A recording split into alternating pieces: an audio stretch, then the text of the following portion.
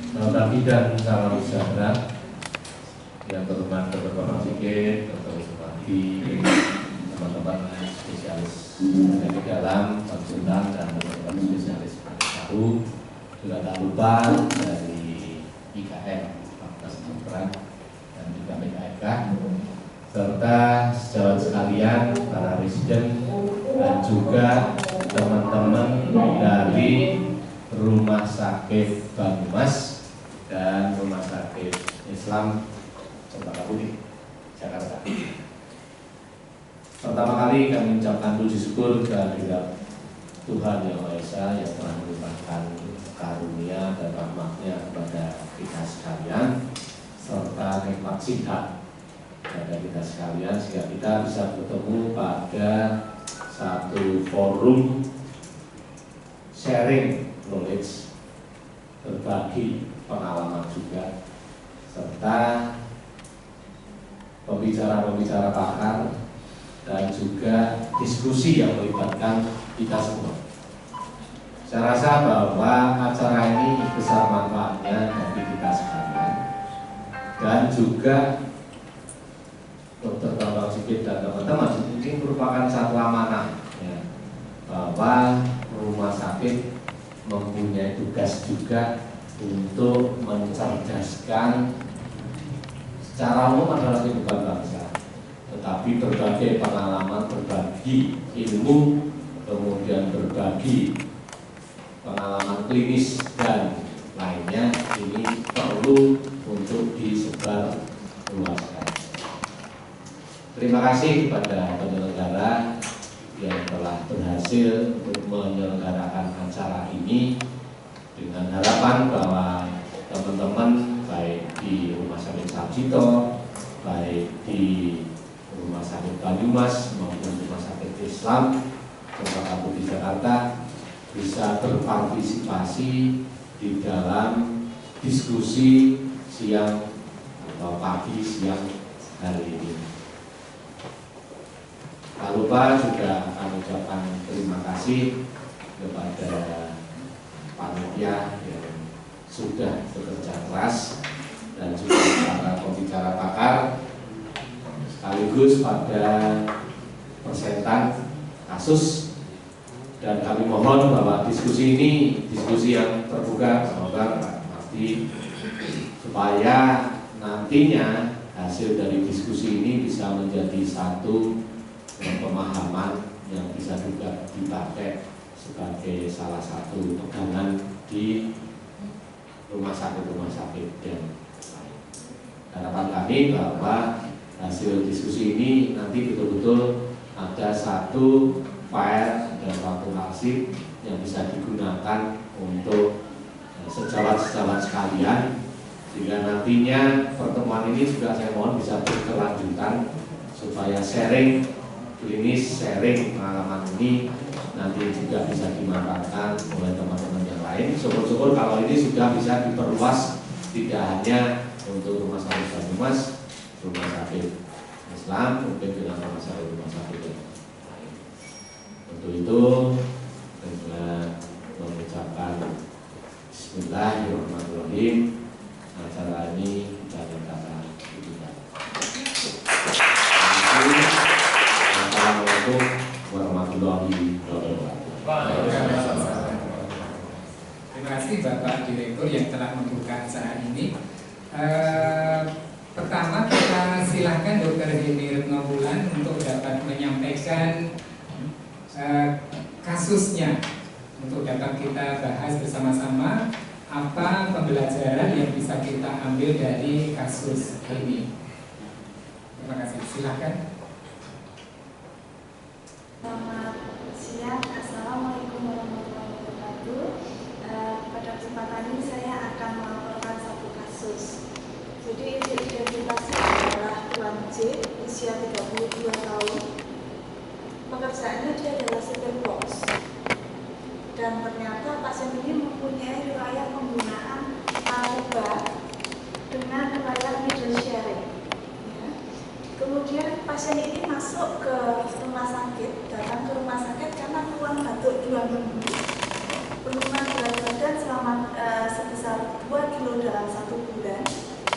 pasien ini mempunyai riwayat pengobatan TB pada tahun 2008 dan ini dinyatakan tuntas. Kemudian 1 tahun berikutnya, tahun 2009, pasien ini didiagnosis sebagai B20 atau HIV dan saat itu diputuskan menggunakan ARV. Tetapi karena pasien masih denial, pasien ini cenderung menggunakan ARV tidak teratur. Dari semua pemeriksaan fisik tampak normal. Nah, kalau dilihat dari konsentrasinya hanya sedikit peningkatan celakan vaskular saja. Nah, ini adalah resumenya. Tahun 2008 pasien ini tuntas menggunakan OAT selama 6 bulan. 1 tahun berikutnya tegak dengan B20 tetapi tidak menggunakan ARV secara rutin. Kemudian saat masuk ini 2013. Saat itu kami lakukan pemeriksaan BTA sekutum tetapi hasilnya negatif. Kemudian hasil pemeriksaan GeneXpert itu menunjukkan adanya Mycobacterium TB is detected dan rifampicin resistant is detected. Jadi 2 ini. Kultur dilakukan tetapi sampai saat ini belum ada hasil. Kemudian pelacakan yang lain adalah CD4 saat masuk adalah 5 dan ada peningkatan enzim transaminase GOT 102 GPT 106 dengan anti-HCV total meningkat. Sehingga pasien ini kami konsep dengan TB MDR, B20 dan hepatitis C. TB MDR, B20 dan hepatitis C. Sehingga kami rencanakan masuk regimen untuk MDR-nya dan B20-nya. Pada saat akan diberikan regimen OAT, kami cek secara lengkap, baik itu darah rutin, fungsi liver tadi sudah, kemudian fungsi ginjal, kemudian urat, elektrolit, dan TSH. TSH dicek karena untuk melihat efek-efek side effect untuk hipotiroid, karena mesin ini mempunyai efek untuk hipotiroid. Kemudian kita konsulkan ke jiwa, ini persiapan untuk pasien yang akan mendapat sikloserin, dan kami konsulkan ke THT untuk melihat apakah ada gangguan fungsi auditorinya karena pasien ini akan mendapatkan kanamnesia. Begitu juga kami cek dengan EKG bahwa semua yang kami lacak ini normal kecuali enzim transaminase. Sehingga pasien ini kami rencanakan menggunakan paduan OAT tetapi yang bukan standar. Paduan OAT untuk MDR itu ada 6, kanamnesin, levofloxacin, sikloserin, ethionamid, etambutol dan pirazinamid. Tapi pada kasus ini kami tidak bisa memberikan ethionamid dan pirazinamid karena pertimbangan ada hepatitis C dan B20. Kenapa seperti itu? Karena ethionamid mempunyai potensi untuk berinteraksi dengan beberapa ARV dan sifatnya lebih hepatotoksik. Begitu juga dengan pirazinamid, dia bersifat hepatotoksik lebih tinggi dibanding yang lain. Sehingga pasien ini kami modifikasi mendapat 5 regimen untuk OAT-nya. Kanamnesin, levofloxacin, sikloserin, PAS, dan etambutol. Dosis untuk masing-masing obat ini disesuaikan dengan berat badan pasien. Pada saat pasien ini sudah menerima OAT dan dinyatakan sudah toleran dengan OAT kira-kira 2-3 minggu, pasien diberikan obat ARV untuk B20-nya. Kami berikan dalam bentuk standar, yaitu FDC yang isinya zidovudin dan ranitidin dengan kombinasi dengan efavirenz. Di sisi yang lain kami juga memberikan cofimoxazole preventive terapi untuk mencegah adanya IO pada kasus B20. Nah, ini adalah terapi yang diberikan kepada pasien saat pertama kali dia datang. Kemudian kami rencanakan untuk melakukan kultur BTA setiap bulan. Kultur BTA setiap bulan untuk memantau kemajuan terapi. Kemudian untuk hepatitis C-nya sendiri direncanakan untuk diberikan terapi tetapi setelah OAT selesai. Tapi tentu saja dengan pertimbangan-pertimbangan tertentu dan syarat-syarat yang harus dipenuhi karena obat untuk hepatitis C ini sifatnya imunosupresif. Di sisi yang lain, pasien mengalami imunokompromis. Jadi ada persyaratan misalnya seperti CD4 harus misalnya minimal 200 dan sebagainya. Sehingga nanti untuk terapi hepatitis ini akan difikirkan benar-benar apakah pasien ini mampu menerima atau tidak. Kalau mampu menerima nanti akan dipikirkan efek-efek dari imunosupresifnya atau kemungkinan DO-nya juga cukup tinggi pada kasus seperti ini. Kemudian follow up bulan pertama dan bulan kedua, hasil kultur BTA menyatakan 2 kali negatif. 2 kali kultur yang negatif ini dinyatakan sebagai konversi, dihitung mulai kultur negatif pertama yang muncul. Sehingga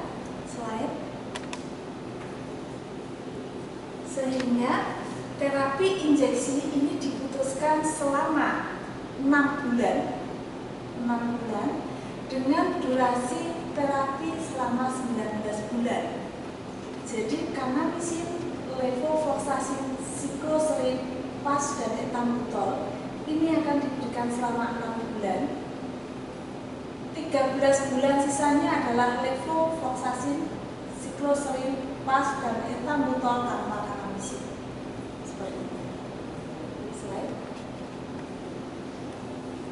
Pada saat bulan ketiga didapatkan keluhan mata kanan agak kabur untuk melihat, sehingga kami konsultan ke dokter mata, ternyata didapatkan adanya retinitis CMV, sehingga diagnosis pasien ini menjadi bertambah. Retinitis CMV pada okular dextra, TP MDR konversi, B20 dan hepatitis C. Untuk terapi sementara dilanjut dulu, tetapi untuk retinitis CMV ini direncanakan untuk masuk regimen valganciclovir, tetapi ini masih dalam proses pengadaan barang. Jadi ini belum masuk, tetapi masih menunggu proses pengadaan barang. Nah, ini untuk evaluasinya bulan ketiga, 4, 6, 5, 6. Semua BTA sekutumnya didapatkan hasil yang negatif, berturutan dan kultur BTA-nya sudah negatif, sehingga sesuai dengan rencana kanamisin di stop pada bulan ke-6.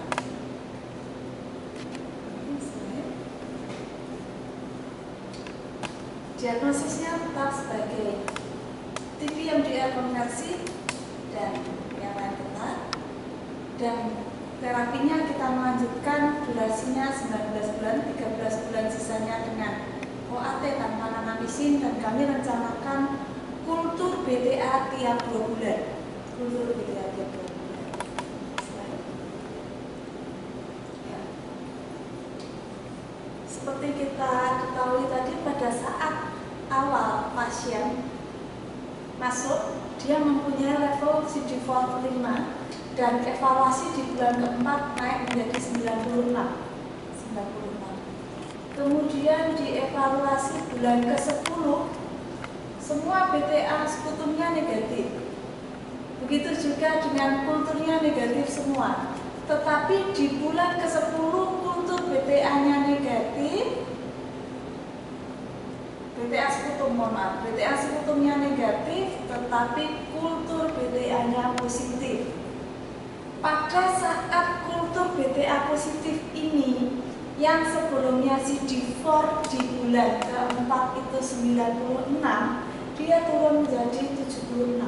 Jadi ada penurunan CD4 pada kasus ini. Slide. Dari kasus ini, kultur BTA sudah negatif menjadi kembali positif, sehingga kami diagnosis kasus ini menjadi TP MDR kasus reversi. TP MDR kasus reversi. sehingga diputuskan pemberian OAT tidak 19 bulan tetapi diperpanjang menjadi 24 bulan. Ini adalah terapi untuk mata, dan ini adalah karena dia mengalami peningkatan asam urat sehingga memberikan allopurinol. Kemudian evaluasi di bulan ke-12 ini sampel belum ada hasil. Di bulan 14 dan 16 sputum BTA-nya negatif dan kultur BTA-nya tetap negatif, dan kecenderungan dari 76 CD4 cenderung turun menjadi 68. Nah, ini adalah satu problem yang nanti akan dipikirkan, apakah nantinya ARV ini akan tetap diberikan atau akan diganti dengan jenis yang lain. Untuk bulan ke-19 follow-up-nya belum ada, tetapi ada tens bahwa berat badan sudah meningkat sampai 9 kg di akhir terapi ini. Di 1 bulan yang lalu berat badannya sudah naik sampai 9 kg. Jadi saya rasa itu. Terima kasih. Assalamualaikum warahmatullahi wabarakatuh.